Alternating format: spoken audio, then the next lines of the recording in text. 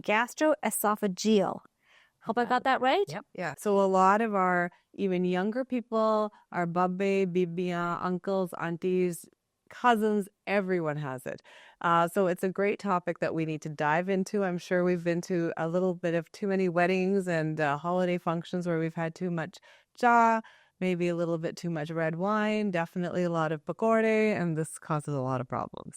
Someone says, do you want jaw? And you say no. And they have to wait till the third time you say no. Maybe just accept the no the first time. No, I'll say okay, I'm back up. So I'm going to ask you about the jaw because I love jaw. Is it jaw? Is it tea? Is it the tea bag? Caffeine. Caffeine. So if you're eating late at night, you're not letting the food sort of, be digested all the way through your intestines, and it comes back up because you lie down with gravity, right? So all these things are important. And as you get older, just the valve can get a little bit not function quite as well. So all these factors can cause GERD. Thanks for tuning in again. We are the podcast for South Asian women's health and wellness issues, and we talk about issues that are relevant to our community, especially to our South Asian women. And as usual, we have our two doctors with us. We have Dr. Nav and Dr. Madhu. Dr. Nav, tell us a little bit about what you do. Hi, everyone. I'm Dr. Nav, and I am an emergency room physician with over 25 years of experience. And I see a lot of South Asian patients where I work. And so we are this podcast so we can talk about issues that are relevant to our patients. And I'm Dr. Madhu. I'm a family doctor. I've been practicing largely with the South Asian community for over 25 years, almost 30 years, actually. So today's topic is GERD, which is Gastroesophageal Reflux Disease, or heartburn, as we commonly call it. And the reason we're talking about this today is I tend to see it, as does Dr. Nav, in a lot of patients, especially in our South Asian community. So a lot of our even younger people, our babbe, bibia, uncles, aunties, cousins, everyone has it.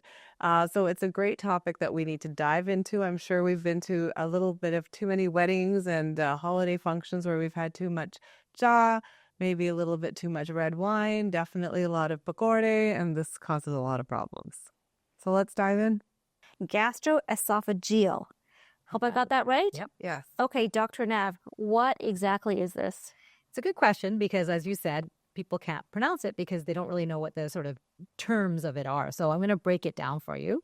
So gastroesophageal reflux disease. Gastroesophageal basically means a part of your anatomy that's involved. So people may not know, but there are two tubes that go between our mouth and our lower part of our, below our diaphragm. One is the breathing tube, and the second is the food tube. And that food tube that goes between your mouth and your stomach is called the esophagus. And underneath that sits the stomach. So the stomach is not your whole abdomen or your whole bowels. It's just the upper organ in the abdomen that digests your food. So your stomach produces acid, and those stomach acids and juices, if they start to come back up through a loose valve, we call it, and we'll get into that in a little bit, but that reflux of acid coming up from the stomach up into the food tube is called gastroesophageal reflux disease. Now, you might think, well, isn't that just heartburn? Well, heartburn is essentially a component of GERD or reflux, but if you have heartburn a lot, it's occurring commonly or quite often, then it becomes known as gastroesophageal reflux disease. And so let's be clear, there's always acid in the stomach, and the purpose of that is to break down the food. So when it comes up or that valve is not working properly, and then you can taste some of those stomach fluids? Is that what's happening? Well, what happens is we have a valve called a lower esophageal sphincter. So when the food's going down the tube, like Dr. Nav said, there's a little valve, and that flap is a one-way flap, and it opens up and your food goes into the stomach. But if that valve gets loose or for whatever reason it starts opening again, then the acid can come back up. You can get that heartburn feeling. It can keep coming back up. So there are things that make the valve maybe loose or the food comes back up. One common one for women is pregnancy. So when you're pregnant, the hormonal changes, and even just as the baby's growing, physically the pressure pushing the stomach, that also makes the valve worse. Alcohol, caffeine, all high-fat foods, fried foods, fatty foods, chocolate, all the good things. So when you go to those Indian buffets, which we all have, And there's pakore, and there's samosa, and there's all the sweets and fried foods and stuff that will give a lot of people GERD or reflux. And alcohol is a huge, huge component. And I see a lot of it in the office with respect to diet and also eating late at night. So if you're eating late at night, you're not letting the food sort of, be digested all the way through your intestines, and it comes back up because you lie down with gravity, right? So all these things are important. And as you get older, just the valve can get a little bit not function quite as well. So all these factors can cause GERD. Speaking of getting older, the first time I experienced any heartburn was about a couple of years ago, and that was after drinking red wine.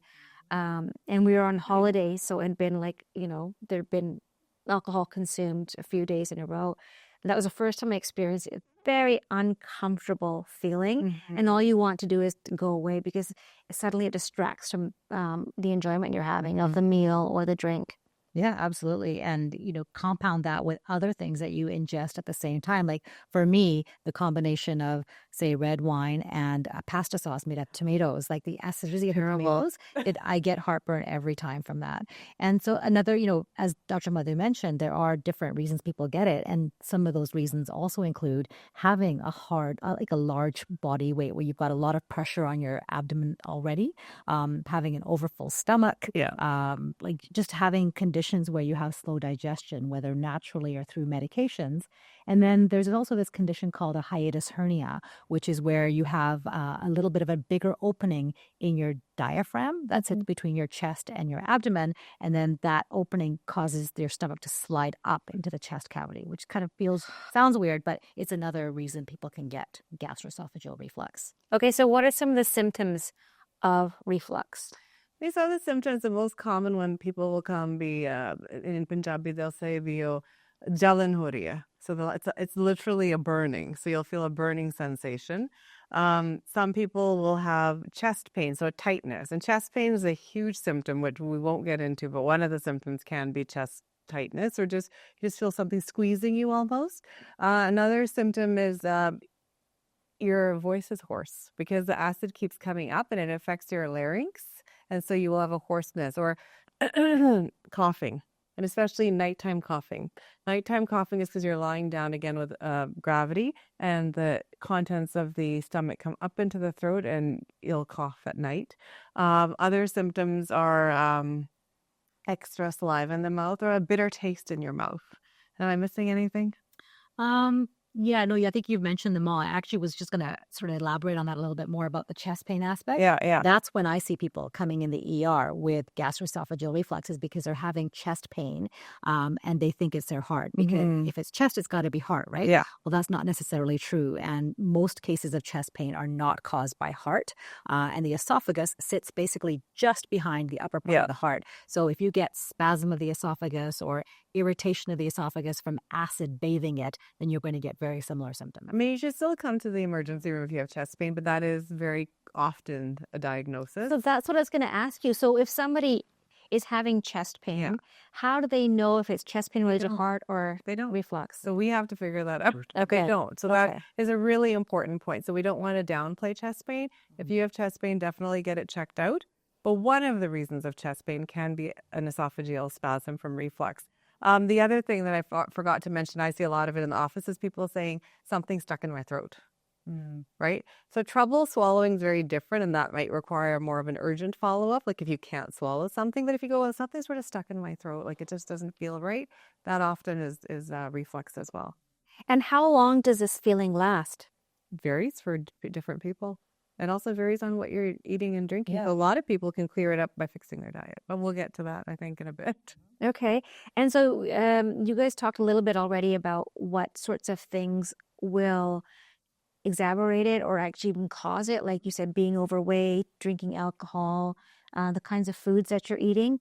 You talked about that being pregnant can also add pressure to your stomach and the valve. What other sorts of health conditions might affect? Dr. Madhu? Health conditions, obviously being pregnant, like we talked about. And then Dr. Nab's already talked about like the hiatus hernia, and that's a structural thing.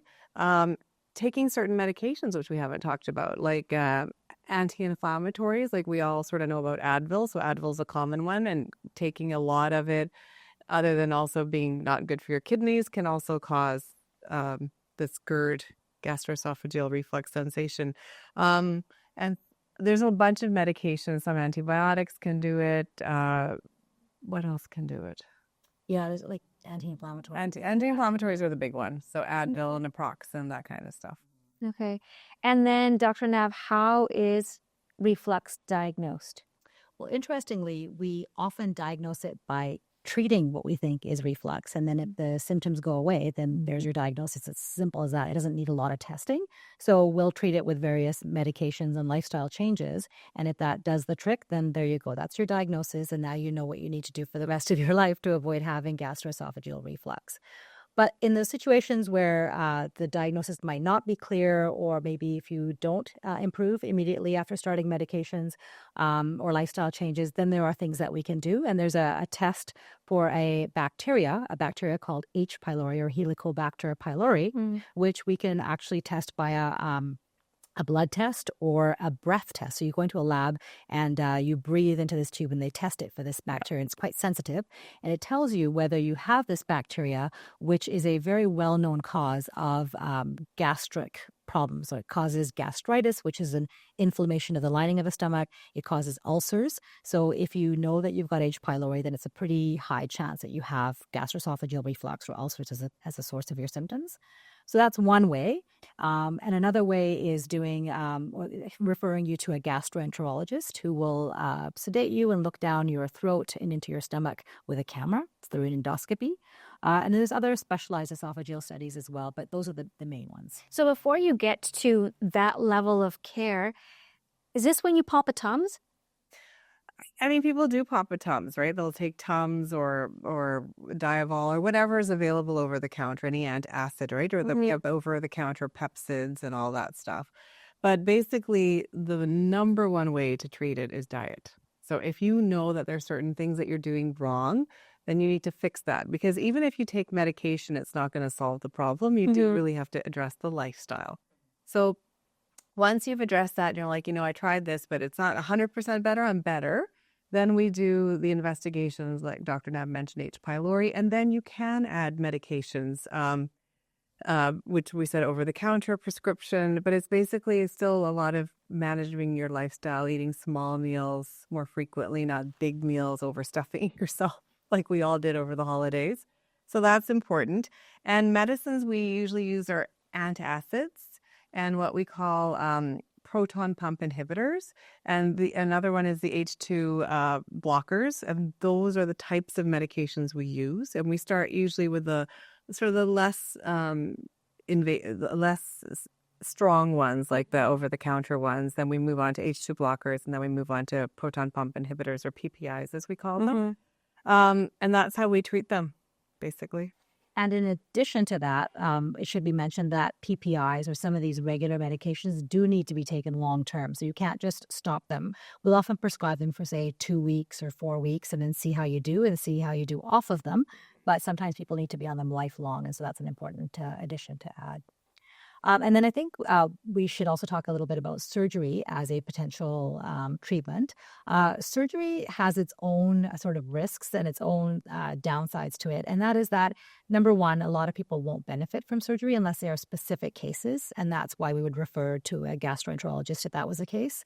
But also surgery can cause scar tissue, adhesions is what we call it, where it sticks to itself, the bowel sticks to itself, and then that can cause problems with bowel obstruction and preparation. So it's not without its own complications. It's not recommended. It's not recommended. I don't know if you've seen it in your patients you see through Emerge. I have yet to have a patient that I've seen or come through my practice in the last almost 30 years who has had surgery. So it's not common, but in extreme cases, it has to be done. And it's the surgery of the bowel or the stomach or the esophagus? For all the stomach esophagus area. Yeah. So, for example, if you had a hiatus hernia, because that little hole between the esophagus and stomach is too big and is allowing the stomach to come up, that surgery would involve closing down of the hole or making it smaller. So it's just it depends on what the cause is. So it seems to me that there's a range of treatment options for reflux, and it can vary from sort of the self taking an anti-gastro over-the-counter pill to all the way to surgery if necessary. There's quite a range, but extreme case, in between, there's definitely things you can do to reduce your symptoms so you don't have to take it to the extreme. What are some of those? I mean, the bottom line is this. You need to control your diet and you need to do lifestyle changes. So, for example, I'll give my own example yesterday. So I think I ate something that I've decided this year that I'm going to exercise. So I did I was doing some lower body exercises. So I was on the mat. I leaned over and I could feel my food come up. I'm going, oh, this is GERD and we're talking about it. So I felt it firsthand. So that was not a great idea for me to eat and then go try to do exercises. So when you eat, wait 2 to 3 hours before you sleep for that whole thing of the food coming up because you're lying down from gravity. The other thing is, if you do have to go to sleep, maybe put a pillow up so you're up about 4 inches or so, 6 inches, which I know sounds silly, but it really will help with the GERD symptoms. Small, frequent meals, avoid fried, spicy, fatty foods, alcohol, caffeine, chocolate, all these things. So it's All really all the fun stuff in life that you've all had too much of. So I think that's really how to start the approach. And I think one game changer that I tell people about, in addition to your the raising of the pillow, I actually tell people not to do that, just because I find that when they raise their heads and they squishes their stomach, you have to raise the whole you have to raise the whole head of the bed. So I actually tell people to invest in blocks, like you get these 4 to 6 inch blocks, like yoga sofa, like that kind of. They're like little. How are you doing that? Tilting the bed? Yeah, the whole. Oh, I see. So you're not just up like that. Yeah.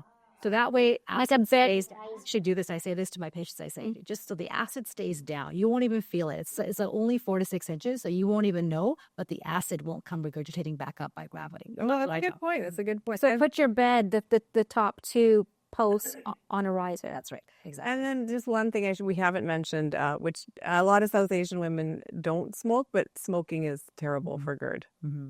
As it's terrible for everything. But anyway, that's that mid central obesity, right? Dealing with that, because that is, as much as we hate to say it, you can do all the lifestyle changes you want with alcohol and avoiding jaw and all that other stuff. But but if you don't get rid of that extra weight that's putting pressure on your abdomen and pushing the acid back up, it's not going to help. So I have to give you an anecdote though. I had a patient, an auntie, come and she had heartburn, and I said, "Okay, auntie, chakin na pine." I go, okay, well, how much? Because I want to quantify it. And it ended up being, bas 6 या 8 cup din de. मैं क्या बहुत ज़्यादा, like, you need to cut back. So she actually listened to me and she cut back and her GERD symptoms have subsided. Wow. Sometimes it's just that easy. And the control we have is right in our own hands. So fantastic. But I'm also going to add to that, Dr. Madhu. Do you know how when you're doing a questionnaire to go see a new medical health person, and they always say, how much alcohol do you consume a week? They say everybody underreports. So if this patient of yours is anything like everybody else, she's underreporting and not 6 to 8 cups of tea a day. In the South Asian community, they underreport alcohol, jaw, and how many milk bottles they're giving to their children. Okay, so we know a little bit more about reflux, about what some of the symptoms are, about what some of the treatments are. How do you know when to call a doctor?